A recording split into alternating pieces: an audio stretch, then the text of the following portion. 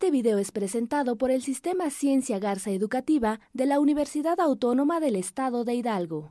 Para mayor información, visítanos en www.uaeh.edu.mx. Gracias por aprender.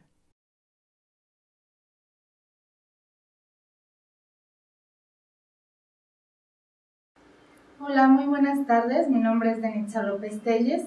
En esta ocasión abordaremos el tema de la clasificación de los tipos penales.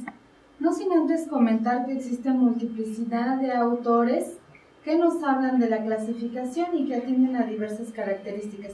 Tomaré las más básicas, sin embargo ustedes pueden adentrarse a otros libros y a otros autores que también son muy válidos. Bueno, la clasificación enseguida se detalla, atiende a criterios y varía según el autor. ¿Qué es un tipo penal? Primero decirles que el tipo penal es la descripción que está en el código de una conducta que el legislador considera delito. Es decir, solamente son supuestos jurídicos, son enunciados que si se llevan a cabo mediante un hecho delictivo van a tener una consecuencia jurídica que puede ser una pena o una medida de seguridad. Bueno, atienden a diversas clasificaciones. La primera es por la conducta. Por la conducta, por lo regular, la mayoría de los tipos penales son de acción, es decir, un hacer voluntario o involuntario que encuadra perfectamente en un tipo penal. Por ejemplo, el hecho de que Pedro dispare a Juan y lo hace de manera voluntaria es una conducta de hacer, el homicidio, por ejemplo. Pero también tenemos delitos de omisión. Los delitos de omisión es por no hacer nada, ¿no? ¿Cómo podemos cometer un delito por no hacer? Bueno, efectivamente esto atiende a una valoración normativa. Por ejemplo, tenemos dos clasificaciones dentro de la omisión. La omisión simple, por lo regular encontramos estos tipos penales descritos en el Código Penal. Por ejemplo, el abandono de atropellado, el abandono de incapaz, omisión de auxilio. El abandono de atropellado, aquí no hay que confundirnos. Primero, el hecho de que alguien atropelle a otra persona le puede causar, por ejemplo, homicidio, lesiones o incluso nada. Pero solamente ese es de hacer porque hubo un hacer voluntario o involuntario para atropellar a una persona. Pero el hecho de que aparte huyas, se está configurando un delito de omisión, que es el abandono de atropellado. Omites prestarle ayuda cuando tú lo podías hacer. Entonces, ese delito es de omisión, el segundo. ¿Estamos de acuerdo? Es de omisión simple. ¿De qué se tratan los delitos de comisión por omisión? Bueno, incluso parece contradictorio este término, comisión por omisión. Tú cometes algo por no hacer algo. Esto nos habla sobre todo de una imputación normativa. Tenemos una omisión, pero en esa omisión va a haber un resultado material. ¿Qué es resultado material? Cuando existe un cambio en el estado de las cosas, un cambio en el mundo fáctico, ¿no? Les voy a decir primero qué es de resultado material. Si alguien se apodera de un bien mueble, ¿no?, sin el consentimiento de la persona que legalmente lo pueda obtener, hay un cambio en el estado de las cosas. ¿Por qué? Porque el sujeto pasivo deja de tener en su patrimonio esa cosa mueble. Pero, por ejemplo, si alguien no se lesiona a otra persona en su cara, también hay un cambio en el estado de las cosas. ¿Por qué? Porque su salud no va a ser igual, su salud se va a ver mermada. Entonces, pero hay actos omisivos que producen resultado material. Y, por ejemplo, la mamá que tiene un recién nacido y deja de alimentar a su hijo, porque no lo quiere hacer, simplemente por ver la televisión, por ejemplo, y el niño muere a causa de deshidratación, inanición, etc., tenemos que ella hizo un no hacer, pero ese no hacer produjo un resultado material, es decir, un cambio en el estado de las cosas. Objetivamente no lo privó de la vida con ver la televisión, pero se le puede imputar normativamente. Para los delitos de comisión por omisión tienes que tener la calidad de garante, es decir, tú tienes que hacerte cargo, tienes la responsabilidad de ese bien jurídico tutelado, por ejemplo, la vida del menor. esa posición de garante deriva de la ley, de un contrato, de un actual precedente o de instituciones que prestan auxilio. Comisión por omisión. Aquí hay una imputación normativa entre la conducta y el resultado. Por eso, esos actos omisivos se le imputan a la madre del menor, por ejemplo. ¿Ok? Bueno, tenemos otra clasificación que es por el daño, de daño o lesión o de peligro. Hay conductas típicas que efectivamente dañan al bien jurídico tutelado. Volvemos, por ejemplo, al homicidio, ¿no? Tanto lo daña que lo acaba con el bien jurídico, que es la vida. Y de peligro, son aquellos delitos que por aquellas conductas típicas que, por ejemplo, no hay un resultado material, pero sí ponen en peligro el bien jurídico tutelado. Como, por ejemplo, lo que acabamos de comentar, abandono de atropellado. El hecho de que lo abandones puede no producir un resultado necesariamente, pero con la sola conducta se va a consumar, ¿no? Portación de arma de fuego. También, aunque tú no dispares esa arma de fuego, es de peligro, porque pones en peligro la seguridad e integridad de las demás personas. Por el resultado, tenemos por el resultado formal o material. Los formales también los encontramos como resultados formales o de mera conducta. Los resultados formales son aquellos que no produce un cambio solamente con la conducta, nuevamente, por lo regular son los de peligro, se consuman, ¿ok? Y los materiales, hay un cambio en el estado de las cosas, como homicidio, lesiones, robo, etc. Atendiendo a otra clasificación, podemos ver por la intencionalidad doloso y culposo. Doloso, siempre que tú tengas el conocimiento en la esfera de lo profano, o sea, tú siempre y cuando sepas que tu conducta está mal, ¿no? Y aún así todas tus intenciones van dirigidas hacia lo llevas a cabo. ¿Estamos de acuerdo? Entonces hay conocimiento e intención. Y culposo, aquí no hay intención, pero hay una negligencia, una falta de cuidado, una imprudencia. Por ejemplo, si a mí me urge llegar a mi trabajo, ¿no?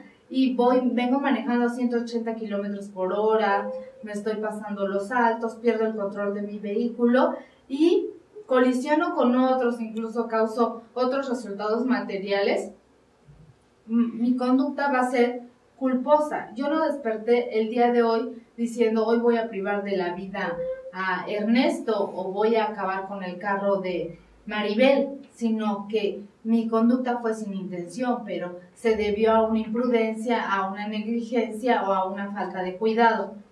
Por su parte, por su estructura simple, el delito producido solo consta de una lesión. Por ejemplo, en la violación, ¿no? Sería el normal desarrollo sexual. Y complejo, el delito producido consta de más de una lesión, incluso tiene elementos que dan lugar a un tipo con características distintivas. Por ejemplo, la violación en razón del parentesco, incluso el tipo penal se agrava, no es lo mismo que la violación simple. Por el número de actos puede ser unisubsistente o plurisubsistente. Unisubsistente requiere de un solo acto. Por ejemplo, desde el momento en que yo me apodero de una cosa mueble ajena sin el consentimiento de la persona quien legalmente me lo pueda otorgar, de ese apoderamiento, con ese solo acto, yo estoy haciendo ese tipo penal, ¿no? Me estoy adecuando a esa conducta típica con un solo acto. Hay tipos penales que requieren de varios actos plurisubsistentes, por ejemplo, la trata de personas, ¿no? Es la receptación, la captación, el traslado, la explotación, requiere de varios actos. El secuestro, por ejemplo, ¿no? Atendiendo a otra clasificación por su duración, instantáneo, el delito se consuma en un solo momento. Por ejemplo, lesiones, ¿no? Desde el momento en que tú dañas la salud de otra persona, el delito se consuma. En la doctrina nos habla, por ejemplo, de instantáneo con efectos permanentes. Por ejemplo, cuando le dejas una cicatriz, cuando le dejas un daño orgánico de por vida o la pérdida de un órgano de por vida, va a tener efectos permanentes. El delito permanente o continuo es aquel que se prolonga en el tiempo. Por ejemplo, la trata de personas o el secuestro no es instantáneo, requiere un proceso, requiere un tiempo para que se agote el tipo penal. El delito continuado es cuando con pluralidad de conductas, la misma conducta, es el mismo sujeto pasivo, se lleva el mismo acto. Y aquí tenemos, por ejemplo, el robo hormiga, ¿no? Hoy trabajo a lo mejor en una papelería, hoy me llevo unas gomas, mañana unos lápices, y bueno, con el transcurso del tiempo, se prolonga en el tiempo continuado. ¿Estamos de acuerdo? Hay unidad de conducta delictiva, que sería el robo, y sería el mismo sujeto pasivo, que sería el dueño de la papelería, a quien estoy afectando en su patrimonio. Por su perseguibilidad o procedibilidad tenemos de oficio y de querella. Los delitos de oficio basta que la autoridad se entere de que se cometió un delito o que cualquier persona lo puede ir a denunciar. Por lo regular son delitos graves. Y de querella prácticamente todos los delitos patrimoniales. Bueno, también atendiendo al monto, pueden ser de querella, es decir, solamente tiene que ir la persona afectada, esa instancia de parte, ¿ok? Atendiendo también por la materia, común o federal. Prácticamente la mayoría de los libros nada más nos hablan de común o federal. Común, bueno, primero, federal. ¿Cuántos son los delitos federales? Atendiendo, son los que contempla el artículo 2 al 5 del Código Penal Federal y también los que establece el artículo 50, fracción primera de la Ley Orgánica del Poder Judicial de la Federación, y establece que son aquellos que dañen a la Federación en su estructura, patrimonio o funcionamiento. Cuando interviene también, pues obviamente un personaje de la Federación, ¿ok? No es lo mismo privar de la vida a un secretario de gobierno, que sería un delito federal, no es lo mismo robarse una camioneta de la Comisión Federal de Electricidad, porque interviene un elemento de la Federación, que robar, que alguien vaya y robe una camioneta de su vecino. Ahí sería un delito local, por ejemplo. Que alguien vaya y prive de la vida a su esposa sería un delito local. ¿Estamos de acuerdo? Y bueno, o común. Militar solamente afecta al fuero militar, bueno, a todos los militares, la Fuerza Aérea, la Fuerza Armada, y sobre todo ellos tienen su código de justicia militar.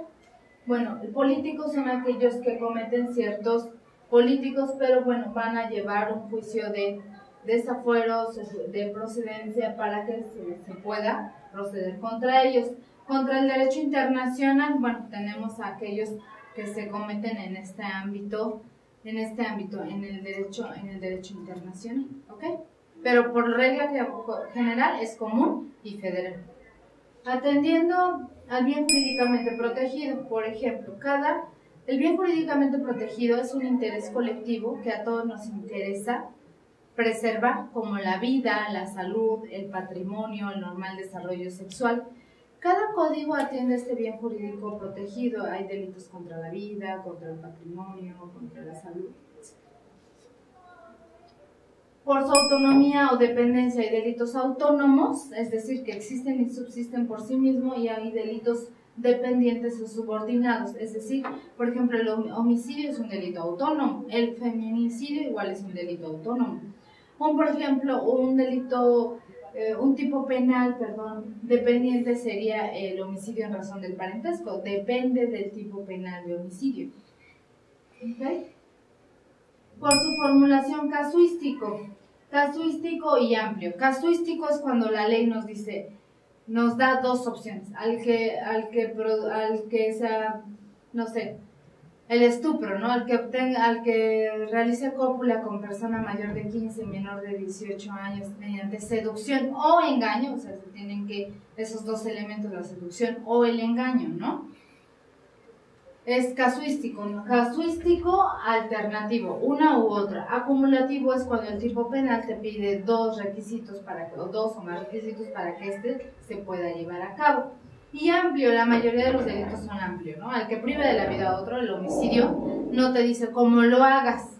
Es decir, tú puedes privar a alguien por asfixia, por sumersión, ahogándola, con un arma blanca, con un arma de fuego, de muchas maneras. El tipo penal no te dice cómo lo hagas, sino que va a tener un resultado típico independientemente de la manera en que el sujeto activo haya obrado.